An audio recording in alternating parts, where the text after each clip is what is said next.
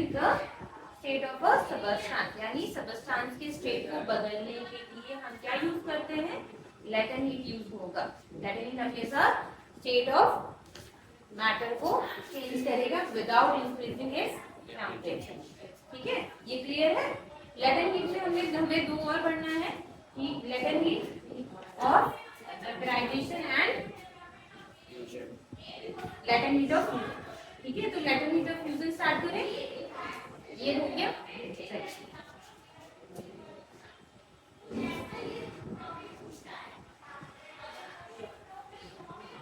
तो हमने पढ़ा कि लेटेंट हीट क्या होता है, हिडन एनर्जी है, यानी पार्टिकल का सबस्टेंस का जो है स्टेट बदले लेकिन टेम्परेचर ना बदले, जिस एनर्जी से उसका स्टेट बदल रहा है उस एनर्जी को हम लेटेंट हीट कहेंगे। अब हमें पढ़ना है लेटेंट हीट ऑफ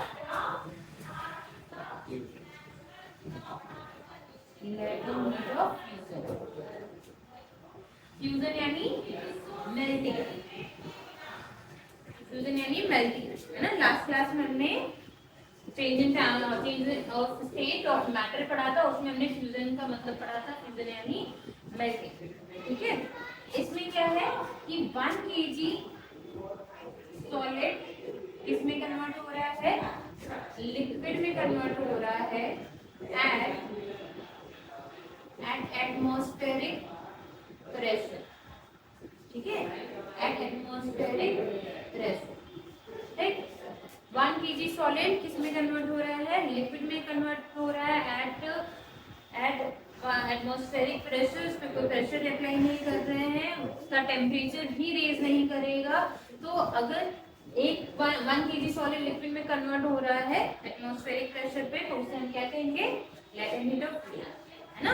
आप ऐसे इसको लिख सकते हैं। यहाँ पे क्या होगा, सॉलिड किसमें कन्वर्ट होगा, कन्वर्टेड इनटू लिक्विड, लेकिन कंडीशन क्या है कि वो एटमॉस्फेरिक प्रेशर पे होना चाहिए। ठीक है, यानी नॉर्मल प्रेशर पे होना चाहिए। और लेटेंट हीट है तो there is no increment in temperature, temperature में इंक्रीमेंट नहीं होगा। ठीक है, लेटेंट हीट है, टेम्परेचर में इंक्रीमेंट नहीं होगा, टेम्परेचर रेज नहीं करेगा। एटमॉस्फेरिक प्रेशर पे 1 kg सॉलिड किसमें कन्वर्ट हो जाए, लिक्विड में कन्वर्ट हो रहा है, उसे हम क्या कहते हैं, लेटेंट हीट ऑफ फ्यूजन। ठीक है, नेक्स्ट हम पढ़ने वाले हैं latent heat of vaporisation.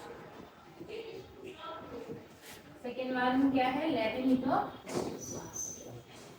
Vaporisation. Vaporisation का मतलब क्या होता है, वेपर में कन्वर्ट होना, यानी कि लिक्विड किसमें कन्वर्ट होगा, गैस या वेपर। ठीक है, तो यहाँ पे भी सेम चीज है, होगा क्या, लिक्विड।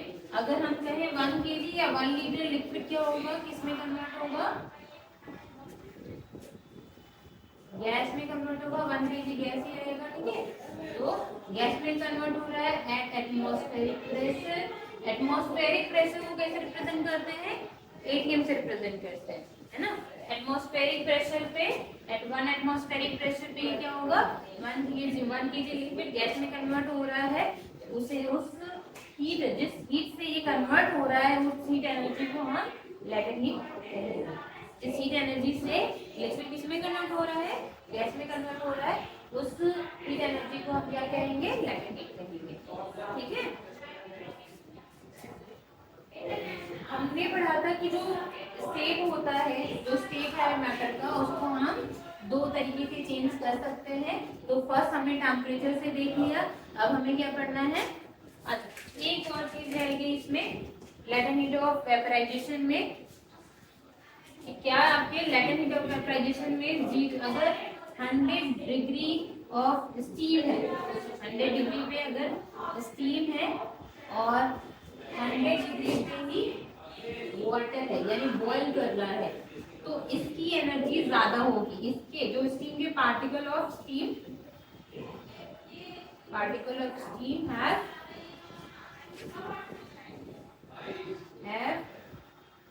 High energy.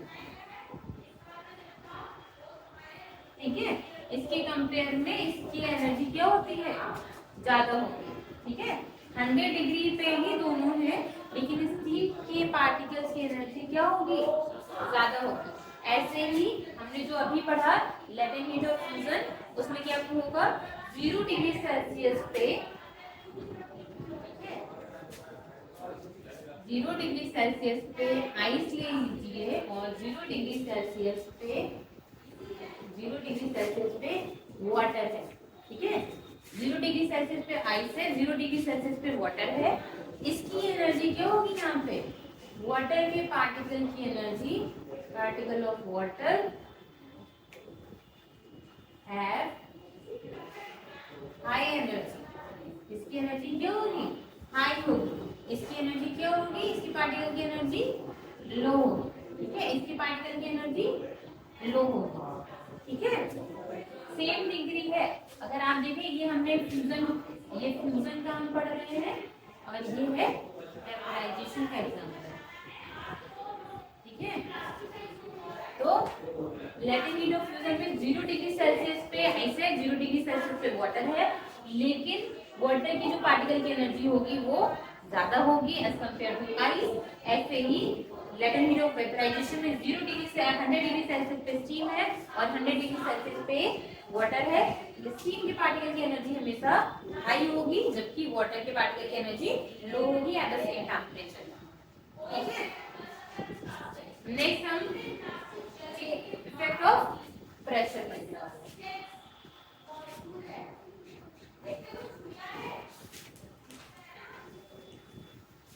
हमने इफेक्ट ऑफ टेम्परेचर पढ़ा था ना, अब हम क्या पढ़ने वाले हैं, effect of pressure.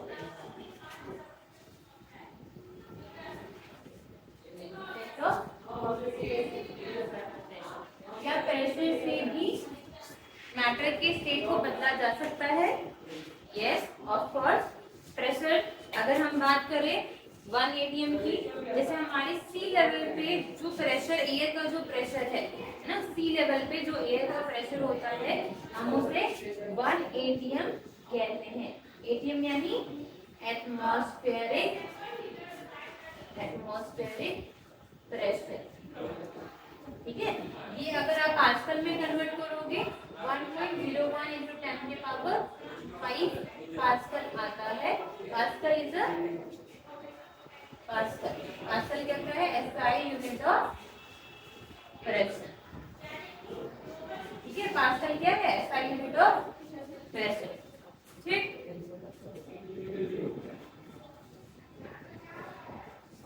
C level पे जो प्रेशर होता है एयर का उसे 1 atm कहा जाता है। 1 atm यानी एटमॉस्फेरिक प्रेशर, और वो उसको अगर हम पास्कल में कन्वर्ट करते हैं 1.01 into 10 के पावर 5 पास्कल, या डायरेक्ट आप क्या लिख सकते हो, 5 पास्कल लिख सकते हैं, ठीक है। पास्कल क्या है, एसआई यूनिट ऑफ प्रेशर होता है, ठीक है। तो क्या हम प्रेशर को अप्लाई करके स्टेट को बदल सकते हैं?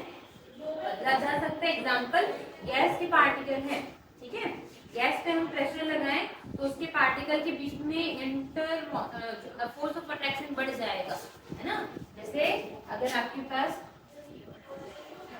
ये हमने एक बीकर लिया और इसमें गैस के पार्टिकल है, तो गैस के पार्टिकल दूर है, आप एक क्या करें, इस पे पिस्टन लगा दीजिए, ठीक है।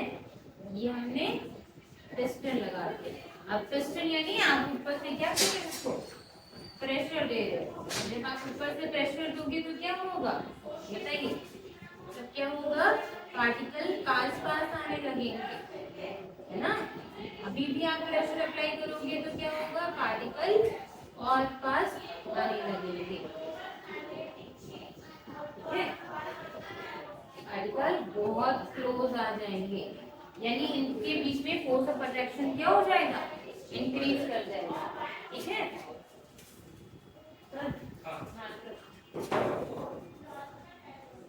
इनके बीच में फोर्स ऑफ अट्रैक्शन क्या हो जाएगा, बढ़ जाएगा। क्यों बढ़ जाएगा, क्योंकि इनके बीच में इंटरमोलिकुलर स्पेस ज्यादा था, पार्टिकल के बीच में स्पेस ज्यादा था। जब हम प्रेशर अप्लाई कर रहे हैं तो क्या हो रहा है, स्पेस घटता जा रहा है। जब घटता जाएगा तो वो धीरे धीरे किस में कन्वर्ट होने लगेगा, गैस से लिक्विड और लिक्विड से सॉलिड, ठीक है। क्लियर है।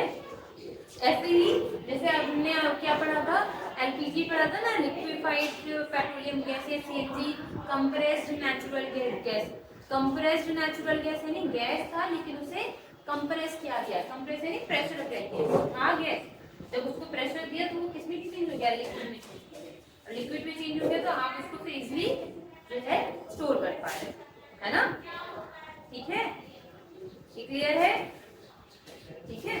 चलिए अब नेक्स्ट टॉपिक है हमारा इवैपोरेशन।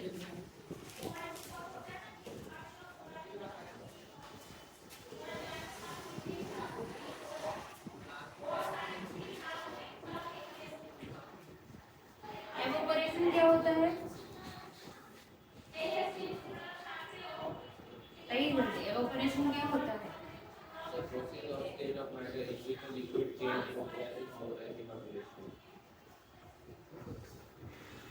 इवैपोरेशन क्या बताया आपने,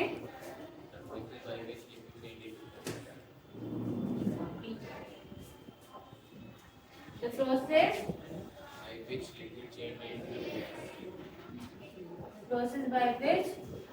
liquid change into gas, है ना। लिक्विड किस में कन्वर्ट हो जाए, गैस में कन्वर्ट हो जाए, लेकिन कैसे चेंज होगा, टेम्परेचर की वजह से, है ना। अब टेम्परेचर दे अगर तो लिक्विड किस में कन्वर्ट होने लगे, वेपर में कन्वर्ट होने लगे, liquid converted into vapour is called evaporation, है ना। एक तरीके से ये वेपराइजेशन ही है, ठीक है। तो इवैपोरेशन आपके वेपर स्टेट में अगर कन्वर्ट हो सके, ठीक,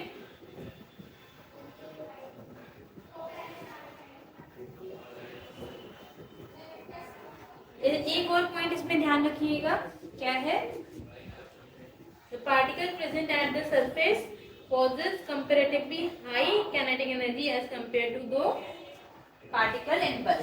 अगर जैसे सरफेस पे जो पार्टिकल होंगे जिनके ऊपर हीट डायरेक्टली पड़ रही है उनका काइनेटिक एनर्जी ज्यादा होगा, काइनेटिक एनर्जी ज्यादा होगा तो क्या होगा, वो मूव करने लगेंगे, है ना, एवापोरेट होने लगेंगे, यानी मूव कर रहे हैं, वेपर के फॉर्म में चेंज हो रहे हैं, as compare to bulk. Bulk में जहाँ है उसके कंपेयर में जो सरफेस पे पार्टिकल हैं उस पे काइनेटिक एनर्जी ज्यादा लगेगा और वो एवापोरेट होगा, ठीक है।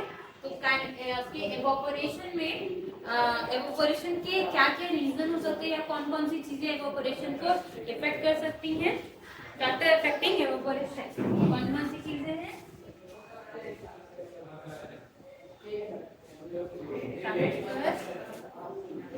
affecting evaporation। पहला क्या हो सकता है, सरफेस एरिया हो सकता है क्या, सरफेस एरिया हो सकता है क्या, अगर हम सरफेस एरिया ज्यादा रखेंगे तो एवापोरेशन ज्यादा होगा, है ना।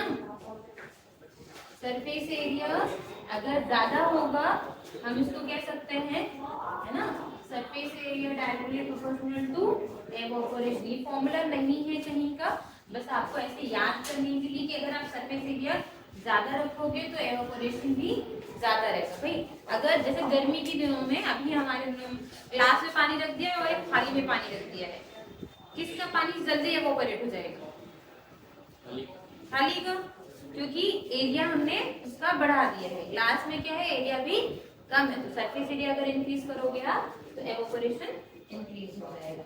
दूसरा है टेम्परेचर, अगर आप टेम्परेचर ज्यादा रखेंगे तो भी एवापोरेशन ज्यादा होगा। टेम्परेचर अगर ज्यादा किया तो एवापोरेशन क्या हो जाएगा, ज्यादा हो जाएगा, ये ऐसे याद रखिएगा। अगर सरफेस एरिया ज्यादा किया है तो एवापोरेशन ज्यादा होगा, टेम्परेचर अगर इंक्रीज कर देंगे तो भी एवापोरेशन ज्यादा होगा। तीसरा है ह्यूमिडिटी, तीसरा है ह्यूमिडिटी, और ह्यूमिडिटी यानी तो content of water present in atmosphere. Temperature बहुत ज्यादा, जैसे उमस जिसे कहा जाता है, अगर एनवायरमेंट में ह्यूमिडिटी ज्यादा है तो भी आपके एवापोरेशन हाई रहेगा, ठीक है। और तीसरा है, चौथा बताइए और कोई फैक्टर हो सकता है, चौथा है विंड स्पीड, ठीक है। चौथा क्या है, अगर बहुत तेज हवा चलेगी तो भी एवापोरेशन ज्यादा होगा। अगर विंड की स्पीड ज्यादा होगी तो भी एवापोरेशन ज्यादा होगा। तो चार चीजें आपको ध्यान रखनी है। सरफेस एरिया बढ़ाएंगे तो एवापोरेशन ज्यादा होगा, टेम्परेचर बढ़ाएंगे तो एवापोरेशन ज्यादा होगा, ह्यूमिडिटी अगर ज्यादा है तो एवापोरेशन ज्यादा होगा, और विंड की स्पीड अगर ज्यादा है तो भी एवापोरेशन हाई रहेगा। ठीक है, ये क्लियर है? कैसे होगा भाई? सरफेस एरिया हमने बढ़ाया, ज्यादा से ज्यादा पार्टिकल पे हीट एनर्जी पड़ेगी और पार्टिकल क्या हो जाएंगे, वो स्टेट का बदलने लग जाएगा। टेम्परेचर ज्यादा होगे तो आपके उसके स्टेट बहुत जल्दी चेंज होंगे। ह्यूमिडिटी से क्या होता है, टेम्परेचर और मॉइस्चर दोनों मिलता है, तो उससे क्या हो रहा है, टेम्परेचर ही ज्यादातर हम फोकस करेंगे इसमें भी, तो इवेपोरेशन ज्यादा होगा। विंड स्पीड यानी बहुत तेज हवा चल रही है तो पानी सूखने लग जाता है ना। क्यों सूख रहा है? बहुत ज्यादा तेज हवा चल रही है तो पानी क्या हो रहा है, स्पीड, काइनेटिक एनर्जी वैसे ही इसकी हाई रहती है और थोड़ी सी एनर्जी बाहर से मिल रही है तो उससे वो एवोपोरेट होने लग जा रहा है। ठीक है,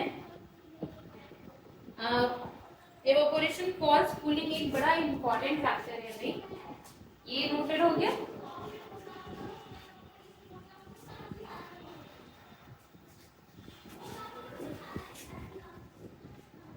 एक लाइन हमेशा याद रखिएगा एवोपोरेशन से जुड़ी हुई, कौन सी? Evaporation cause cooling. ठीक है, ये नोट कर लीजिए, evaporation cause cooling effect. Evaporation कहीं भी हो रहा होगा तो हमेशा क्या करेगा, कूलिंग इफेक्ट देगा। ठीक है, एवोपोरेशन कहीं भी हो रहा होगा तो हमेशा कूलिंग इफेक्ट देगा। जैसे हम परफ्यूम या डिओड्रेंट हाथ पे स्प्रे करें, है ना, ठंडा ठंडा फील होता है ना। सैनिटाइजर अगर हाथ पे स्प्रे करें तो ठंडा फील होता है, क्यों?